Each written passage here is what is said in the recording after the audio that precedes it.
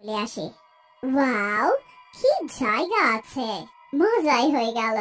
আমি যখন মুক্তি পেলাম, তো শুধু সেই স্টিংকি বেসমেন্ট থেকে নয়, বরং পুরো দেশ থেকেই। এই নতুন কান্ট্রিতে এসে কত ভালো লাগছে। চলো কাউকে ভয় দেখাই। ডাইনি এদিক ওদিক ঘুরতে ঘুরতে একটা গ্রামে চলে আসে আর কিছু লোকজনকে একটা গাছের তলায় বসে কথা বলতে রাখে। ওয়াও, পেয়ে গেলাম আমার শিকার।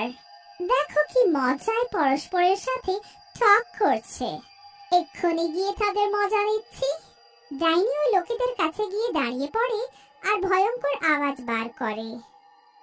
লোকেরা সেই ডাইনিকে দেখে অবাক হয়ে যায় আর তাদের মধ্যে একজন বলে, আরে ওই, কি চেঁচামেচি করে যাচ্ছিস, আর সেটাও আমাদের কানের কাছে এসে এত জোরে?